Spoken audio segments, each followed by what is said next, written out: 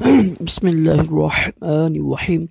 فرمان مصطفیٰ صلی اللہ تعالی علیہ وآلہ وسلم، بے شک بروز قیامت لوگوں میں سے میرے زیادہ قریب تر وہ ہوگا جس نے دنیا میں مجھ پر زیادہ درود شریف پڑھے ہوں گے۔ صلو علی الحبیب۔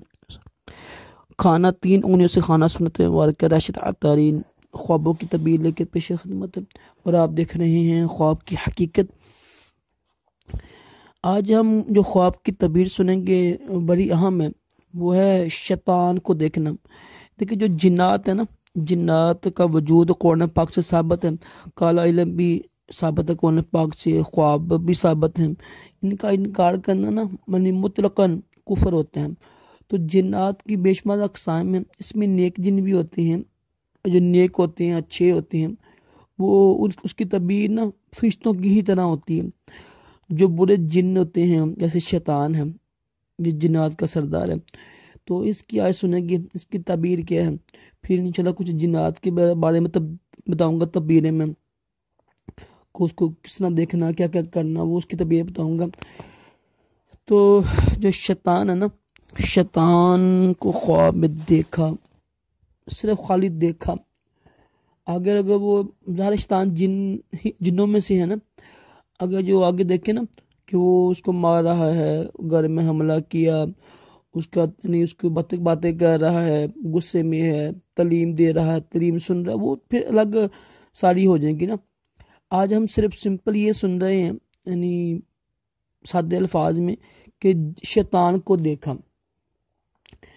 تو اگر دیکھیں نا خواب میں شیطان اس کو نظر آیا، ظاہر شیطان بدصورت ہوتا ہے، وہ خود کہے گی میں شیطان ہوں، یا محسوس کرے گی یا یہ شیطان ہی ہے، یا لوگ کہیں نا یہ شیطان ہے، تو پھر اس کی تعبیر یہ ہوگی، ایک تو ظاہر ہے وہ فحش بندہ، وہ جو یعنی غلط کام کرے گا، دھوکہ دے گا، جھوٹ بولنے والا ہوگا، ایسا کام کرے گا جس میں جھوٹ بولنا پڑے، اس کو دھوکہ دینا پڑے، فحش یعنی ہوتا ہے نا، زنا کرے گا۔